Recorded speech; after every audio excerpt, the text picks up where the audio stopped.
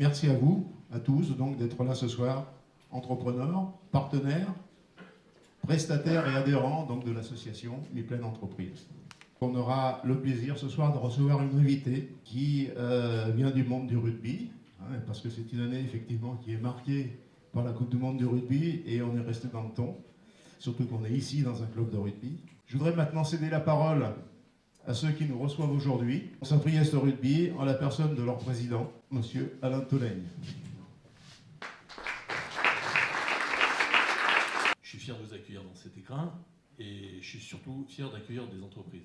Le club de rugby de Saint-Priest, c'est 350 licenciés avec beaucoup d'enfants. L'équipe senior évolue au niveau fédéral 2. Pour faire vivre un club tel que celui-ci, on ne peut le faire vivre qu'avec un nombre de partenaires très très conséquent. Notre évolution souhaitée, c'est aller vers le plus haut niveau amateur, c'est-à-dire la fédérale 1. Je voudrais remercier aussi le monde économique, sans lequel on ne peut rien faire, on ne peut pas construire. Merci, M. Tolègne. Juste pour commencer, si tu peux te présenter, dire en quelques mots ton parcours et pourquoi tu es venu au rugby. Donc à mes 18 ans, j'ai commencé le rugby à Dijon, je suis originaire de là-bas. Et puis j'ai eu la chance de jouer à haut niveau dès le départ et d'intégrer ensuite le Loup Rugby avec lequel j'ai eu la chance d'obtenir 2 titres de championne de France en 2013 et en 2019.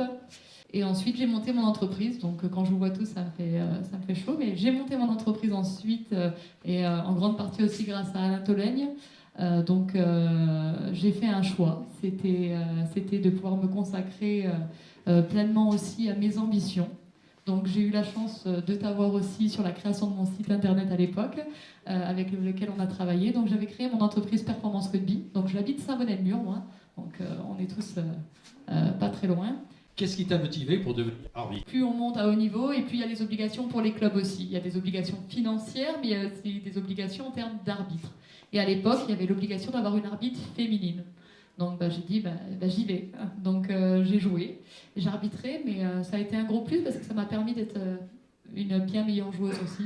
Vraiment la connaissance de la règle, mais aussi de se mettre à la place de l'arbitre, la remise en question qui est très importante, m'a permis finalement de me dire en 2019, il y a des ambitions, j'ai la chance de connaître le rugby, donc voilà. J'ai débuté réellement l'arbitrage en 2019 à la suite de l'arrêt de ma carrière de joueuse.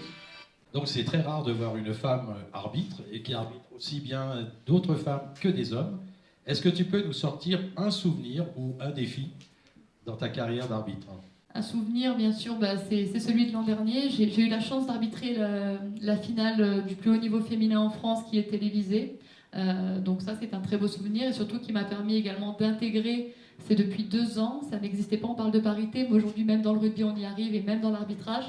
Ça m'a permis d'intégrer l'association des anciens qui me permet aujourd'hui de faire partie des meilleurs arbitres même de top 14 et d'être invité à vie à tous les matchs de top 14 et aux cérémonies. Alors tu es une femme dans le monde du rugby, donc je pense que tu as dû te battre contre des défis particuliers dans le jeu et dans l'arbitrage. Comment tu les as surmontés?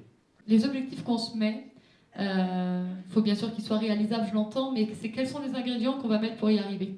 Pour moi, c'est l'équilibre le plus important, je pense, et la notion de plaisir aussi, à la fois dans l'entreprise, à la fois dans la vie de famille, et c'est une chose importante. Et aujourd'hui, je pense que j'ai réussi, grâce à cet équilibre, et d'être bien mariée aussi, attention, c'est important de pouvoir rééquilibrer les choses aussi et pouvoir performer.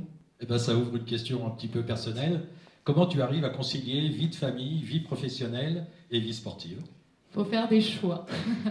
Je suis arrivée dans ce club avec une discussion avec Alain Tolègne en 2018, alors que j'étais encore joueuse au Loup, avec un beau projet. Pour moi, la transmission, elle est importante. Pour moi, les valeurs sont importantes et la formation, tout ça, c'est important. Mais malheureusement, on ne peut pas être performant partout, il faut falloir faire des choix aussi. Donc c'est aussi un choix qu'on a fait l'an dernier où j'ai quitté mes fonctions au niveau du club aussi par rapport à ça pour pouvoir me consacrer réellement à l'arbitrage. Chaque année, c'est une remise en question de l'emploi du temps, avec notre fille, avec mon mari, avec tout ça aussi, pour rééquilibrer les choses. Et c'est surtout une organisation. Je ne vais pas vous dire, c'est sûr que l'emploi du temps est à peu près millimétré et revu toutes les 2 semaines, mais c'est aussi une grosse organisation. En tant que maman et en tant que femme, et voilà, tout est important. On parle très souvent des valeurs du rugby. Là, c'est une réunion de chefs d'entreprise. Quel est pour toi en fait le lien entre les valeurs du rugby et les valeurs de l'entreprise, le management d'équipe? Est-ce que tu peux nous faire le corollaire? Aujourd'hui, c'est quels sont les ingrédients qu'on va pouvoir mettre ensemble. On va parler de l'ensemble, hein. Dans le rugby, c'est la même chose. Je vais souvent prendre l'exemple des pépins et du noyau. Un pépin, il ne va pas y arriver tout seul. C'est le noyau qui va réussir. Dans le rugby, c'est la même chose. Un joueur, c'est pas lui qui va faire gagner le match, c'est une équipe. À un moment donné, on fait un sport d'équipe. Dans l'entreprise, c'est la même chose. Seul, on n'y arrive pas et à plusieurs, on sera plus fort parce qu'on a tous des points forts, des points faibles et on va tous pouvoir se compléter.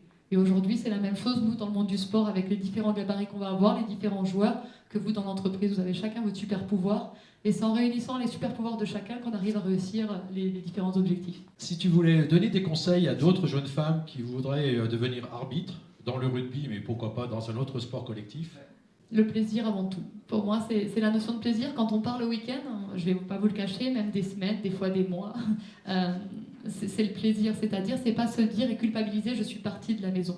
Comme je dis, à chaque déplacement, à chaque voyage, quand je pars, c'est me dire, c'est le plaisir avant tout et je profite du moment. Il ne faut pas culpabiliser. Donc, si vous pouvez prendre du plaisir sur un terrain dans n'importe quel sport par rapport à chacun à son sport favori, il faut y aller. Pourquoi? Parce que ça permet aussi de se remettre en question. C'est vraiment pas mal de travail sur soi-même, sur la gestion des émotions, sur beaucoup de choses. C'est déjà le cas en tant que parent, hein, quand on a les enfants. Mais dans un match, c'est aussi les enjeux qu'un match va avoir. C'est beaucoup de choses. Finalement, je vais beaucoup dire la remise à question et la gestion des émotions qui est important dans la vie aussi. Est-ce qu'on verra un jour une Mélissa Leboeuf qui arbitre en arbitre de champ un Toulouse-Clermont ou un Brive Racing? Est-ce que c'est un rêve? Est-ce que c'est une ambition raisonnable? Ambition raisonnable pour le moment, je vais pas tout de suite. Il faut du temps pour gravir les échelons. L'objectif, c'est déjà la Pro D2, donc le deuxième niveau français. Et on va déjà aller prendre les premières étapes. C'est les étapes internationales qui vont arriver cette année. C'est également ce championnat. Et puis, on verra bien. Et puis, avec tous les ingrédients, pourquoi pas? C'est une soirée festive, c'est une soirée avec une bonne ambiance, une bonne humeur. Est-ce que tu peux quand même nous parler un peu de la Coupe du Monde et de l'arbitrage? Ton avis personnel sur le quart de finale et comment tu as vu cette Coupe du Monde? Je vais vous parler du quart final et de mon ressenti. Peut-être qu'il y a eu un arbitrage qui n'est pas en notre faveur, mais on n'a pas été bons nous non plus sur tous nos ballons aériens. Je pense que l'Afrique du Sud a été plus coquin, a plus analysé les équipes, l'arbitre. L'arbitre fait partie du jeu. Malheureusement, on a perdu. C'est comme ça reste du sport. La santé, je pense, est primordiale. Il y a toujours un vainqueur, il y a toujours un perdant. Il faudra travailler pour la prochaine. Voilà. Reste qu'il est parti avant pour compte de la transformation, c'est sûr.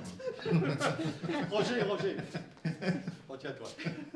Merci beaucoup Mélissa d'avoir Merci été à vous. présente ce soir, d'avoir bien voulu répondre à nos questions. Voilà. Et effectivement, vous êtes un bel exemple de ténacité et de réussite et on le souhaite à tout le monde d'en faire autant. On vous souhaite de toute façon le meilleur pour la suite et on ira voir Toulouse, Clermont, dès que vous serez arbitre, pas de problème. Pour la suite de votre carrière. Donc.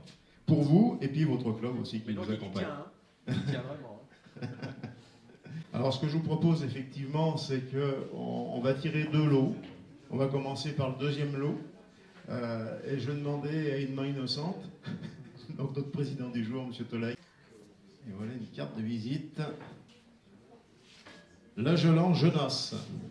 Alors, on ne sait pas ce qu'il y a dedans, mais il faut qu'il soit attrapé comme ça. Attention.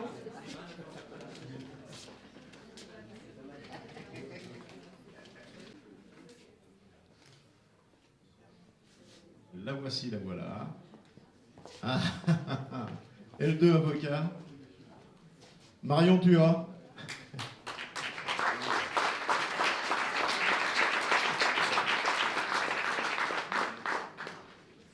Alors, le gros lot. Ouais, tout simplement. Voilà. C'est donc le maillot de l'équipe de France. Voilà. Et donc, je vous invite maintenant à partager effectivement le buffet et goûter le Beaujolais nouveau. Le buffet est préparé donc par Tranche de Plaisir et les vins viennent de chez Lyon Vin Tradition. Et puis, merci encore à Saint-Priest de nous avoir accueillis, à son président. Voilà, bonne soirée à tous et bonne dégustation.